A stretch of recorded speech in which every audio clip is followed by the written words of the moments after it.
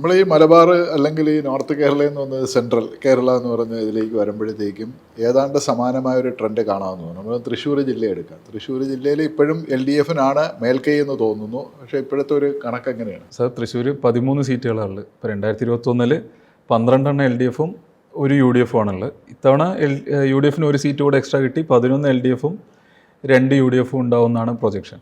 അത് പൊതുവിൽ തൃശ്ശൂരിൻ്റെ ഒരിന്ന് ഇങ്ങോട്ട് താഴോട്ട് വീണ്ടും വരുമ്പോഴത്തേക്കുള്ളതാണ് ഇവരുടെ ഒരു LDFന് വീണ്ടും പ്രധാനമായിട്ടും തിരിച്ചടി നേരുന്ന മണ്ഡലങ്ങൾ അല്ലെങ്കിൽ ജില്ലകളെന്ന് പറയുന്നതെന്ന് തോന്നുന്നു. എനിക്ക് തൃശ്ശൂർ വളരെ രസകരമായി തോന്നിയൊരു കാര്യം, ഈ എവിടെ വെച്ചാണ് നമ്മൾ NDAയുടെ ഒരു എൻട്രി ഇപ്പോഴുള്ളത്. അപ്പോൾ നമ്മൾ നേരത്തെ പാലക്കാട് പറഞ്ഞപ്പോൾ നമ്മൾ പറയാതെ പോയൊരു കാര്യം, പാലക്കാട് മുനിസിപ്പാലിറ്റിയിൽ അവിടെ ഭരിച്ചുകൊണ്ടിരുന്ന NDAക്ക് ആ സീറ്റ് പോയി എന്നുള്ള ആ മുനിസിപ്പാലിറ്റി പോയി എന്നുള്ള അവർ ഏറ്റവും വലിയ ഒറ്റകക്ഷിയാണ്, പക്ഷേ അവർക്ക് ഭരിക്കാൻ പറ്റണമെന്നില്ല. ഇതേപോലത്തെ ഒരു കാര്യം നമ്മൾ തൃശ്ശൂരും കാണും. തൃശ്ശൂർ ഒരു പാർലമെൻറ്റ് സീറ്റ് ജയിച്ചതാണ്. ആ പാർലമെൻറ്റ് സീറ്റ് തൃശ്ശൂർ കോർപ്പറേഷൻ മുഴുവൻ ആ പാർലമെൻറ്റ് സീറ്റിൽ നിന്ന് വരുന്നതാണ്. അവിടെ ഭരണം പിടിക്കാൻ വേണ്ടിയിട്ടാണ് ഇപ്രാവശ്യം ശരിക്കും പറഞ്ഞാൽ NDA BJP ശ്രമിച്ചത്. അവർ 3ാം സ്ഥാനത്ത് 8 സീറ്റാണ് അവർക്ക് ആ കൂടി കിട്ടിയത്. അത് NDAയുടെ കേരളത്തിലെ പ്രവർത്തനത്തിൻ്റെ ഒരു പാറ്റേണാണ്. അത് NDAയും BJPയും അവർ ഈ സംസ്ഥാനത്ത് മുമ്പോട്ട് പോകാൻ ആഗ്രഹിക്കുന്നുണ്ടെങ്കിൽ അവർ ശ്രദ്ധിക്കേണ്ട ഒരു കാര്യമാണത്. കഴിഞ്ഞ തെരഞ്ഞെടുപ്പിൽ NDAക്ക് 2 മുനിസിപ്പാലിറ്റികളുണ്ടായിരുന്നു. ആ 2 മുനിസിപ്പാലിറ്റി ഇപ്രാവശ്യം പോയി.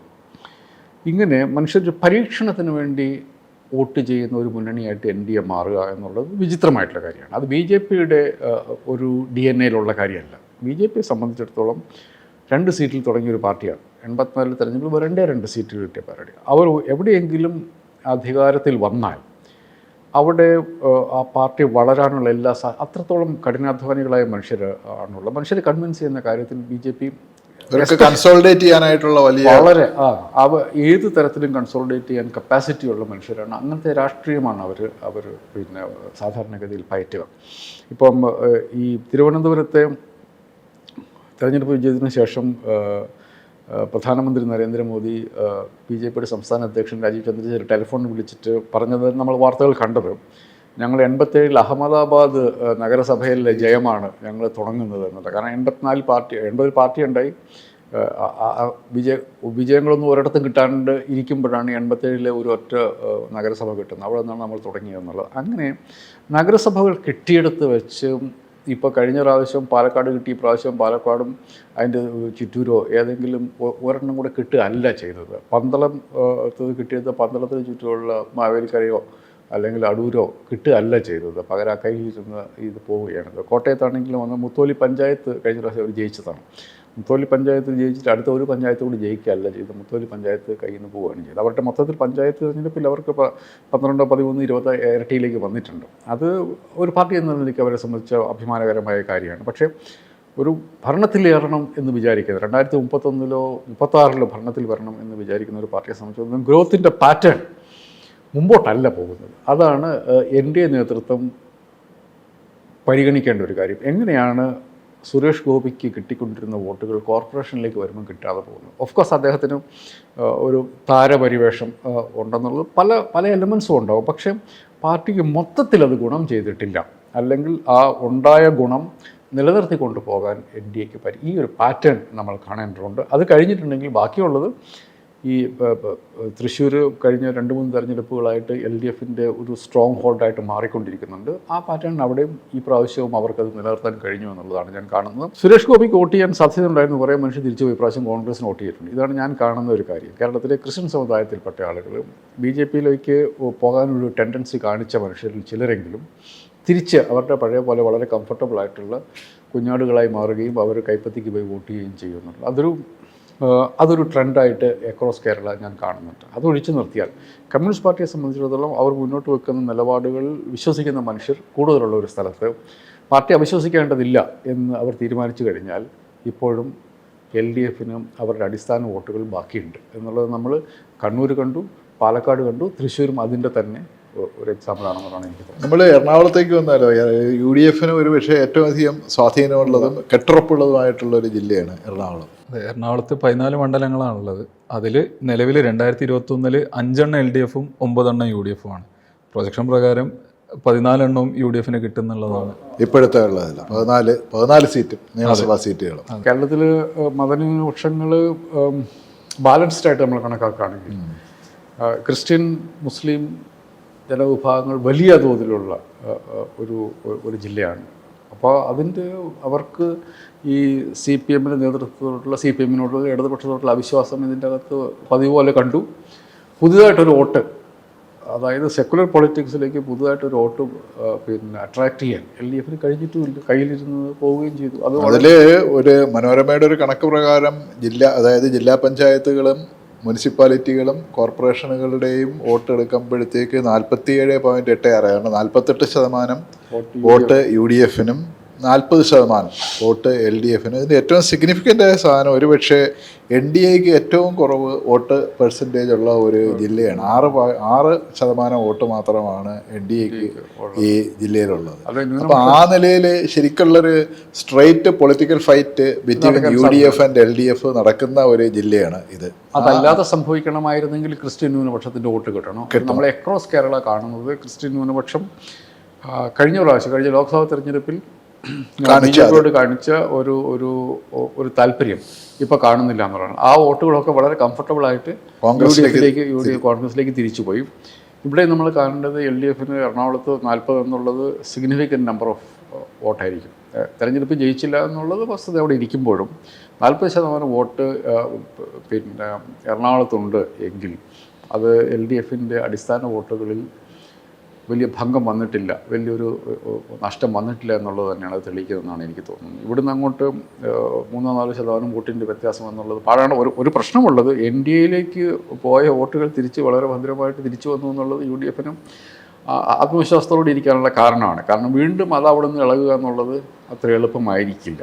അതുകൊണ്ട് എറണാകുളത്തെ വെച്ച് വലിയ കാൽക്കുലേഷൻ LDF പുലർത്താതിരിക്കുന്നത് കാരണം എന്ന് മാത്രമല്ല, ഒരുപക്ഷെ നിയമസഭാ തെരഞ്ഞെടുപ്പിൽ UDF അധികാരത്തിൽ വരികയാണെന്നുണ്ടെങ്കിൽ അവർക്ക് ഏറ്റവും നിർണായകമായ ഇപ്പോൾ മലപ്പുറം ജില്ല പോലെ തന്നെ 14 സീറ്റ് ഉള്ള ഇതിനകത്തുള്ള ഒരു പ്രശ്നം ഇപ്പോൾ കളമശ്ശേരി പോലെയുള്ളൊരു നിയോജകമണ്ഡലം. അപ്പോൾ അവിടെ സാധാരണ അത് UDF നിയോജകമണ്ഡലമാണ്. അതെ അത് ചരിത്ര കാലത്ത് തുടങ്ങിയ അത് UDF-ൻ്റെ നിയോജകമണ്ഡലം, അത് ഉണ്ടായപ്പോൾ തുടങ്ങിയുള്ളത്.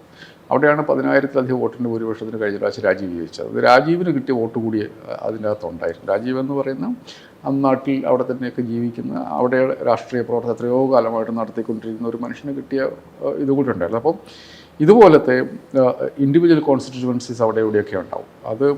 അതിപ്പോൾ വന്നാലും പോലെ ഇത്രയൊക്കെ വരാൻ വേണ്ടി പാടുള്ളൂ. പക്ഷേ ഇത്ര എലമെൻറ്റ് കൂടി അവിടെ ഉണ്ട്. രാജീവിനെ സംബന്ധിച്ചിടത്തോളം ഹീസ് ഓൺ നോട്ടീസ്. ഇപ്പോൾ കേരളത്തിൽ ഏറ്റവും പെർസെപ്ഷൻ ബാറ്റിലും ജയിച്ച് നിൽക്കുന്ന മന്ത്രിമാരിൽ ഒരാളാണ് രാജീവ്. ഇപ്പോൾ എനിക്ക് എണ്ണി പറയാൻ പറ്റുന്ന അധികം ഗംഭീര പെർഫോമൻസ് നടത്തിയിട്ടുള്ള പല മന്ത്രിമാരുമുണ്ട്. പക്ഷേ രാജീവിനെ സംബന്ധിച്ചിടത്തോളം കേരളത്തെക്കുറിച്ചുണ്ടായിരുന്ന നെഗറ്റീവ് പെർസെപ്ഷൻ മാറ്റാനുള്ള പരിശ്രമത്തിൽ അദ്ദേഹം വളരെയധികം മുമ്പോട്ട് പോയിട്ടുണ്ട്. അത് അദ്ദേഹത്തിൻ്റെ അക്കൗണ്ടിലും കൂടി വരുന്ന ഒരു കാര്യമാണ്. മറ്റു മന്ത്രിമാർക്കൊന്നും ചെയ്യാത്തതുപോലെ ഈ പെർസെപ്ഷൻ ബാറ്റിൽ മുൻപിട്ട് നിൽക്കുന്ന ഒരാളാണ് അദ്ദേഹം. അദ്ദേഹത്തിൻ്റെ സീറ്റിലും ഇപ്പോൾ തദ്ദേശ സ്വയംഭരണ തെരഞ്ഞെടുപ്പിൽ എനിക്ക് കളമശ്ശേരിയിലൊന്നും ഈ കണക്കെടുക്കുന്നതനുസരിച്ച് തന്നെ കളമശ്ശേരി UDF ആണ് ജയിക്കുന്നത്. അതെ ഭൂരിപക്ഷത്തിൽ ജയിക്കാനുള്ള സാധ്യത. അപ്പോൾ അത് നമ്മൾ കണക്കാക്കേണ്ടത് തിരിച്ചറിഞ്ഞ ഇവരെ കഴിഞ്ഞ പ്രാവശ്യം രാജീവിന് വോട്ട് ചെയ്ത കുറേ പേർ ഇപ്രാവശ്യം വോട്ട് ചെയ്യാതെ പോയതാണല്ലോ, LDF-ന് വോട്ട് ചെയ്തിട്ടില്ല. ആ മനുഷ്യരെ എങ്ങനെ തിരിച്ച് LDF പാളയത്തിൽ എത്തിക്കുക എന്നുള്ളത് ഒരു ഹെർക്കൂലിയൻ ടാസ്ക്കാണ്. അതിൻ്റെ അകത്ത് ഇപ്പം ഒരു മന്ത്രിയുടെ പെർഫോമൻസ് നോക്കി വോട്ട് ചെയ്യുകയാണെങ്കിൽ കളമശ്ശേരിക്കാർ മുഴുവൻ പോയി രാജീവിന് വോട്ട് ചെയ്യണം. അതേതായാലും സംഭവിക്കാൻ വേണ്ടി പോകുന്നില്ല. അപ്പം പൊളിറ്റിക്സ് എന്ന് പറയുന്നത് നയങ്ങൾ, നിലപാടുകൾ, പരിപാടികൾ, ഇതിൻ്റെ കാര്യത്തിൽ എവിടെയാണ് നിൽക്കുന്നത് എന്നുള്ള ആവർത്തിച്ച് മനുഷ്യരെ ബോധ്യപ്പെടുത്തിയാൽ മാത്രമേ രാജീവിനെ പോലെയുള്ള ഒരു മന്ത്രിക്ക് പോലും അടുത്ത നിയമസഭയിലേക്ക് പോയിരിക്കാൻ വേണ്ടി പറ്റും. ഇനി നമ്മൾ എടുത്തു വരുന്നത് കോട്ടയമല്ലേ? കോട്ടയത്ത് ഇപ്പം 9 സീറ്റുകളുള്ളത്. അതിൽ നിലവിൽ 5 LDF-ഉം 4 UDF-ആണ് 2021 കണക്ക് പ്രകാരം. ഇപ്പോൾ പുതിയ പ്രൊജക്ഷൻ പ്രകാരം കാണിക്കുന്നത് 3 LDF-നും 6 UDF-നും ആയിരിക്കും എന്നുള്ളതാണ് കാണിക്കുന്നത്. കോട്ടയത്ത് എനിക്ക് തോന്നുന്നു LDF-ന്റെ പരമ്പരാഗത സീറ്റ് വൈക്കം അങ്ങനെയുള്ള ആ മണ്ഡലങ്ങൾ നിലനിർത്തുകയും ബാക്കി മണ്ഡലങ്ങളിൽ കോട്ടയം ജില്ലയിൽ ശരിക്കും Kerala Congress Mani is on trial. അതെ, അവർക്ക് അവരുടെ രാഷ്ട്രീയ അസ്തിത്വത്തിൻ്റെ പ്രശ്നമാണത്. കോട്ടയത്ത് ജയിക്കുക എന്നുള്ളത്, കോട്ടയത്ത് LDF-ന്റെ വിജയത്തിന് കോൺട്രിബ്യൂട്ട് ചെയ്യുക എന്നുള്ളത്, കോട്ടയം എറണാകുളം ജില്ലകളിൽ LDF-ന്റെ വിജയത്തിന് കോൺട്രിബ്യൂട്ട് ചെയ്യുക എന്നുള്ളത് കേരള കോൺഗ്രസിൻ്റെ സർവൈവലിൻ്റെ പ്രശ്നം കൂടിയാണ്. ഇപ്പം നമ്മൾ കണ്ടത് അവർക്കതിൽ സക്സീഡ് ചെയ്യാൻ പറ്റിയിട്ടില്ല എന്നുള്ളതാണ്. പക്ഷേ അതിൻ്റെ അകത്തുള്ള ഒരു കാര്യം ഫോർ വാട്ട് എവർ റീസൺസ്, ഇപ്പോൾ ഞാൻ ചില പ്രത്യേക പോക്കറ്റുകൾ നോക്കുക, മുത്തോലി പഞ്ചായത്ത് അവർ ഒറ്റയ്ക്ക് തിരിച്ചു പിടിച്ചു. അത് കഴിഞ്ഞ പ്രാവശ്യം BJP പോയ ഒരു സീറ്റാണ്. അതിപ്പോൾ അവർ കേരള കോൺഗ്രസ് മാണി ഒറ്റയ്ക്ക് അവരെ തിരിച്ചു പിടിച്ചു. ഇതിൻ്റെ അകത്ത് LDFിൻ്റെ ബേസിക് വോട്ടുകൾ അതിപ്പോഴും അവിടെ തന്നെ ഉണ്ട് എന്നുള്ളത് ഒരു കാര്യം. രണ്ടാമത്തേത് ക്രിസ്ത്യൻ ന്യൂനപക്ഷത്തിൻ്റെ ഇടയ്ക്ക് വളർന്നു വരുന്ന അതിഭീകരമായിട്ടുള്ള മുസ്ലിം വെറുപ്പ്, അതുകൊണ്ട് തന്നെ നാച്ചുറലായിട്ട് കിട്ടുന്ന ഒരു BJPയോടുള്ള ഒരു ആഭിമുഖ്യം, ഇതൊക്കെ ഒന്ന് കുറഞ്ഞു വരുന്നതിൻ്റെ ലക്ഷണമായിട്ട് ഞാൻ കാണുന്നുണ്ട്. അതല്ലെങ്കിൽ ഇപ്പോഴും കോട്ടയത്ത് ഏതാനും സീറ്റുകൾ ബാക്കിയുണ്ടല്ലോ, സാധാരണഗതിയിൽ കിട്ടേണ്ടതല്ല. കോട്ടയം ഇപ്പോൾ കോഴിക്കോട് പോലെ വാഷ് ഔട്ടായി പോകേണ്ട ഒരു ജില്ലയാണ്. കാരണം അവിടെ ന്യൂനപക്ഷങ്ങളുടെ വോട്ട് കോട്ടയത്ത് വളരെയധികം ഉണ്ട്. കോഴിക്കോട്ടുണ്ടായതുപോലെ ഒരു വാഷ് ഔട്ട് പിന്നെ കോട്ടയത്ത് ഉണ്ടായില്ല എന്നുള്ളതിൻ്റെ അർത്ഥം നേരത്തെ പറഞ്ഞതുപോലെ എറണാകുളത്തെ പോലെ ഫൈറ്റ് LDFും UDFും തമ്മിലാകുന്നു എന്നുള്ളതാണ്. അപ്പോൾ മതനിരപേക്ഷ വോട്ടുകൾ അവിടെ ആയിരിക്കേണ്ട മനുഷ്യർ, മതന്യൂനപക്ഷങ്ങൾ, ഇവരൊക്കെ ഈ രണ്ട് ശാക്തി കച്ചേരികളിലായിട്ട് അവരവിടെ നിൽക്കുന്നു. NDA എന്നുള്ളത് അവർക്ക് NDA പ്രതീക്ഷിച്ച ക്രിസ്ത്യൻ വോട്ടുകൾ കിട്ടാത്ത ഒരു ജില്ല മറ്റൊരു ജില്ലയായിട്ട് പിന്നെ കോട്ടയം മാറുകയും ചെയ്യുന്നുണ്ട്. അതായത് കേരളത്തിൻ്റെ ഇപ്പോൾ നമ്മൾ എറണാകുളത്തും ഒക്കെ കാണുന്നത് പോലെ മത്സരം LDFും UDFും തമ്മിലാകുന്നു എന്നുള്ളതാണ് നമ്മൾ കോട്ടയം ജില്ലയിൽ കാണുന്നത്. അതുപോലെ നമുക്ക് ഇനി വരുന്ന ഈ സെൻട്രൽ ഇത് പത്തനംതിട്ടയും ഇടുക്കി 2 ജില്ലകളല്ലേ? ഇടുക്കിയിൽ 5 സീറ്റാണുള്ളത്. ഇപ്പോൾ 2021 4 LDFും 1 UDFും ആയിരുന്നു. അതിൽ ഇത്തവണ 2025 പ്രൊജക്ഷൻ പ്രകാരം 1 LDFും 4 UDFിനായിരിക്കും. നേരെ റിവേഴ്സ് ചെയ്യുന്നു. ഇതുപോലെ തന്നെയാണ് പത്തനംതിട്ടയിൽ പക്ഷേ 5 UDFിലേക്ക് തിരിച്ചു പോകുന്നു. നിലവിൽ LDF ആണ് 5 ഉള്ളത്. ഇവിടെ രണ്ടുമുള്ള ഒരു പാറ്റേണായിട്ട് ഞാൻ കാണുന്നത് ക്രിസ്ത്യൻ ന്യൂനപക്ഷത്തിൻ്റെ വോട്ടുകളാണ്. ഇത് പിന്നെ കഴിഞ്ഞ പ്രാവശ്യം NDA വലിയ തോതിൽ വോട്ട് പിടിച്ചിരുന്നു. പത്തനംതിട്ട ജില്ലയിലെ 5 സീറ്റുകളിലും NDA വോട്ട് പിടിച്ചിട്ടുണ്ടായിരുന്നു കഴിഞ്ഞ പ്രാവശ്യം. അതായത് കോൺഗ്രസിന് തോക്കാൻ പാകത്തിനുള്ള സീറ്റുകൾ ക്രിസ്ത്യൻ പേരുള്ള സ്ഥാനാർത്ഥികൾ NDAയുടെ പേരിൽ നിന്നിട്ടുണ്ടായിരുന്നു. ഇടുക്കിയിൽ മറ്റു ചില കാരണങ്ങളുണ്ട്. പക്ഷെ അപ്പോൾ ക്രിസ്ത്യൻ ന്യൂനപക്ഷത്തിൻ്റെ അടുത്തു നിന്നും SNDP വഴിയും പിന്നെ BDJS വഴിയും ഒക്കെ കിട്ടാൻ വേണ്ടി വെച്ചിരുന്ന വോട്ടുകൾ, അതായത് ആ വോട്ടുകളൊക്കെ പോകുന്നത് കുറേയേറെ പോകുന്നത് പിന്നെ UDFിൻ്റെ ആയിരുന്നു. അതുകൊണ്ടുകൂടിയാണ് LDFിന് ഈ ക്ലീൻ സ്വീപ്പൊക്കെ കിട്ടി പത്തനംതിട്ടയിൽ നടന്നത്. ഇപ്പം പത്തനംതിട്ടയുടെ ഒരു ഡാറ്റ വെച്ചിട്ട് മനോരമയുടെ ഡാറ്റ അനുസരിച്ച് നോക്കുകയാണെങ്കിൽ 5 സീറ്റില്ല 43% വോട്ട് ആണ് UDFിനും. LDFിന് ഏതാണ്ട് 36% വോട്ടുകളില്ല, 13% വോട്ടിന്റെ വ്യത്യാസമാണ്. NDAയുടെ വോട്ട് 19%, അതായത് ഏതാണ്ട് 19% വോട്ട് അവർക്ക് അവിടെ ഉണ്ട്. അങ്ങനെയാണെങ്കിൽ അവർക്ക് അസംബ്ലി തെരഞ്ഞെടുപ്പ് കഴിഞ്ഞ അസംബ്ലി തെരഞ്ഞെടുപ്പ് അതിൽ കൂടുതൽ വോട്ട് ഉണ്ടായിരിക്കണം സാധാരണഗതി. അതെ. ഇടുക്കിയിലും അതുപോലെ തന്നെ UDFിന് 48% വോട്ടെന്ന് പറയാം. 10% വോട്ടിന്റെ ഡിഫറൻസ്, 38% ഇതുള്ളൂ. അവിടെ NDA വലുതില്ല, എനിക്ക് 10% വോട്ടേ ഉള്ളൂ അവിടെ. ഇത് ഈ ഒരു വലിയ ഗ്യാപ്പാണ് ഇതിൽ വന്നിട്ടുള്ളത്. നമ്മൾ അപ്രതീക്ഷിതമായിട്ടാണ് പത്തനംതിട്ട ജില്ലയുടെ ട്രാൻസ്ഫോർമേഷൻ ഞാൻ കാണുന്നത്. അത് പൊതുവെ ഒരു കോൺഗ്രസ് കോട്ടകൾ ഇപ്പോൾ റാന്നി എടുത്താലും കോന്നി എടുത്താലും ആറന്മുള എടുത്താലും പത്തനംതിട്ട എടുത്താലും ഈ എല്ലാ സീറ്റുകളും സാധാരണഗതിയിൽ എനിക്ക് തോന്നുന്നു അടൂർ ഒഴികെ ബാക്കിയുള്ളതെല്ലാം അടൂരും തിരുവഞ്ചൂർ രാധാകൃഷ്ണൻ മത്സരിച്ചപ്പോൾ മുഴുവൻ സമയവും കോൺഗ്രസ്സുകാർ ജയിച്ചുകൊണ്ടിരുന്നത്, അദ്ദേഹം മാത്രം ജയിച്ചുകൊണ്ടിരുന്ന സീറ്റാണ്. ആ ഭാഗം വളരെ പെട്ടെന്ന് വോളറ്റൈലാകാൻ സാധ്യതയുള്ള ഒരു സ്ഥലമായിരുന്നു. അപ്പോൾ അവിടെ ഈ മലപ്പുറം ജില്ലയിൽ എന്നതുപോലെ തന്നെ പത്തനംതിട്ട ജില്ലയ്ക്ക് വേറെ പ്രത്യേകതയുണ്ട്. അത് ഒരു ക്രിസ്ത്യൻ ഏകദേശം command significant number of votes. Malappuram ജില്ലയിൽ മുസ്ലിം ഭൂരിപക്ഷമുള്ള ഒരു ജില്ലയിൽ കമ്മ്യൂണിസ്റ്റ് പാർട്ടി CPM ഇടതുപക്ഷ രാഷ്ട്രീയം വളരെ സിഗ്നിഫിക്കൻ്റ് ആയിട്ടുള്ള നേട്ടങ്ങൾ കഴിഞ്ഞ 2 പതിറ്റാണ്ടുകൾ ഉണ്ടാക്കിയിട്ടുണ്ട്. അത് നമ്മൾ അതാണ് 4 സീറ്റുകൾ ഇടതുപക്ഷം ജയിക്കുന്നു എന്ന് പറഞ്ഞാൽ ചെറിയ കാര്യമല്ല എന്ന് പറഞ്ഞ പോലെയാണ് പത്തനംതിട്ടയിലും അത് ന്യൂനപക്ഷങ്ങളുടെ ഇടയിൽ കമ്മ്യൂണിസ്റ്റ് പാർട്ടിക്കും ഇടതുപക്ഷ രാഷ്ട്രീയത്തിനും കിട്ടിക്കൊണ്ടിരുന്ന ഒരു ഗ്രാജുവലായിട്ടുള്ള ഒരു ആക്സെപ്റ്റൻസ് ഉണ്ട്. അതെങ്ങനെ പോയി എന്നുള്ളത്, എന്തുകൊണ്ട് അവർക്ക് വോട്ട് ചെയ്യുന്നതിൽ നിന്നും അവിടുത്തെ മനുഷ്യരെ തടയുന്നു, അവരെ ജയത്തിലേക്ക് എത്തിക്കുന്നതിൽ വോട്ടിംഗ് എനിക്കൊന്ന് 36% ഉണ്ട്.